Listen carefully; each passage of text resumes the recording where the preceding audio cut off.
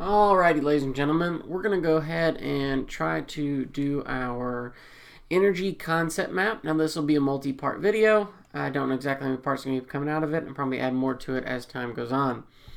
But overall, we have energy.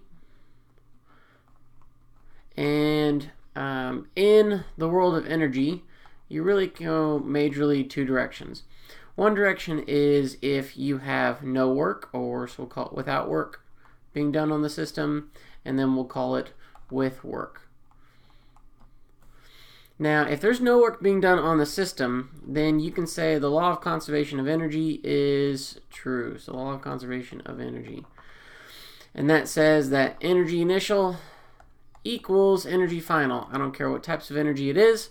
It's just saying whatever energy comes in is going to be equal to whatever energy comes out. One thing that you typically see that in the classroom, what we did is we looked at pendulums. So if we have a pendulum swinging back and forth, you can see the law of conservation energy pretty easily. The only thing is that you do lose a little bit of energy over time due to air resistance. So what you have overall is at the bottom of your swing, you have let's go to the start with the top. If I pull a pendulum back, what is happening exactly? Let me change my pen color. And at the very top of the pendulum swing, you have 100% of potential energy, and that's written as U sub G. So it's 100% potential energy. As you go down, you turn into kinetic energy and then back up to potential energy, and it oscillates back and forth. One interesting thing to note is that when you look at this swinging back and forth, at your half height of distance, this is when you have 50% of kinetic and 50% of potential. A lot of people think that it's at halfway in the arc, and that's not quite true, because as the arc swings, what you find out is that you're looking at the change in height here, not the change in this arc. So if a question asks about when would a pendulum be swinging the fastest, of course it would be at the bottom, but what about compared to here and here? And so if we were to draw two more instances, that it would be swinging the fastest. Let's go for a different color. It would have, right here, it would have the greatest acceleration. So we'll call it the greatest acceleration. But it would be going the slowest, right? And down here, it will all be going the fastest, but it will have the lower of the accelerations. The reason being is that gravity here has a larger part to play, and down here gravity has a smaller part to play, but it is going pretty fast already to begin with. So with that, what we can say is that, back to this law of conservation energy, in a pendulum, very often you can say that the potential energy at the top of the pendulum is going to equal to the kinetic energy at the bottom. Using our formulas where U equals mgh, you can say mass times gravity times height is going to equal your kinetic energy at the bottom, which is 1/2 mv squared. Very frequently, you're going to find out when you use pendulums that there's this derivation here that becomes helpful. And that is that once we cancel out masses, you find out that velocity here is equal to the square root of 2gh. That is helpful in some instances. I wouldn't recommend memorizing this off the top of your head, but being able to quickly derive it tends to be helpful for some things. On top of that, what can I say about this? Well, can you say, well, how is there no work being done? It's moving back and forth. And that's reason being that the force acting here on this string is perpendicular to the motion. So work equals 0 because the force is perpendicular to motion. Okay? And that is pretty much all we're going to say about when it comes to the law of conservation of energy. You always start out with energy initial equals energy final. And one good way to look at it is looking at a pendulum swinging back and forth. If an object's rolling off of a ramp, we could say if, like, let's say if an object's rolling off a ramp, or let's call a box, not rolling yet. Say if a box is sliding down, you still have potential energy turning into kinetic at the bottom. If it's frictionless and there's no work being done, then you can do the same thing we did up here. But we're going to call that done as far as this part of the information is concerned. What happens if our system does have work in it? And that part comes from looking at, actually before I forget, let's put our formulas, what we know so far, over here.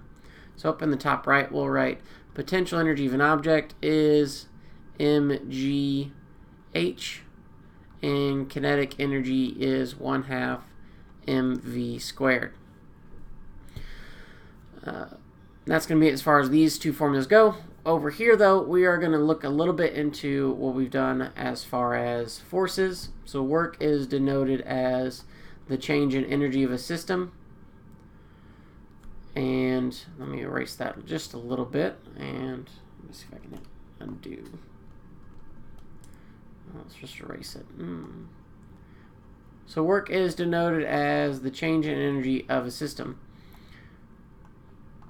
And that's because if energy is entering or leaving, then you can't say that this is true anymore. You can't say that energy initial equals energy final because there's some work being done. So work is often denoted as a force acting on it, dot distance. Now I'll talk about what that dot means here in a moment.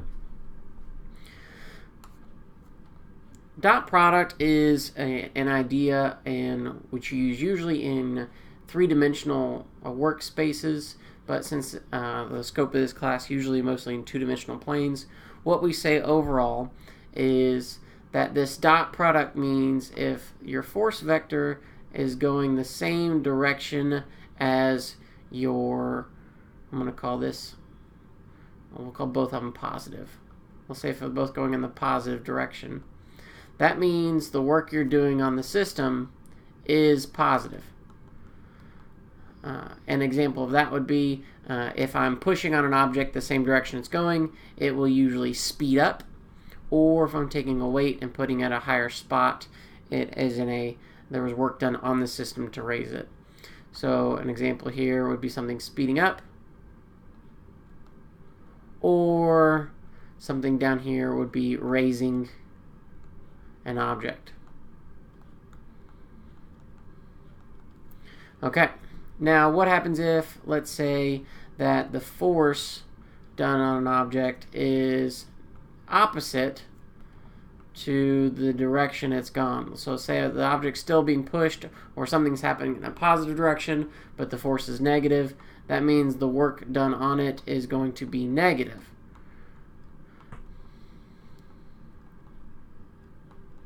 And so that means your object is usually going to be slowing down, or it's going to be lowered, typically. What about if force is perpendicular to the direction that which your object is going? And we talked about this a little bit earlier, but there's going to be no work being done. And that's because if force is perpendicular to your distance, you're not putting energy into or taking out of the system. So an example of this would be a pendulum or your conservative forces, typically. Conservative forces tend to be forces that don't change the system but often keep it in a constant state of motion. Could be the gravity over here is the weight over here is a conservative force. An object moving in a circle with centripetal force and things like that, where there's an object's not slowing down or speeding up, but it is, I would say, experiencing some sort of force on it at some point. Now, what about the last point would be if the force is done at some weird angle. So I'm going to say if the force is done and at a different direction than your component. Well, let's say if the direction was right and the force was at an angle, the only thing you need to do there is you need to do some trig to find your F component of that. So work could be positive or negative, depending on how that trig triangle plays out. And the usual way to figure that out, would the object speed up or would it slow down? But then you're going to use your trig triangle, which is usually going to be your X component. And so that's usually going to be force cosine theta. Typically, but not always, it's going to come out as F cosine theta. Alright, I'm going to hit a pause on that, and we're going to continue on with this next part here in a moment.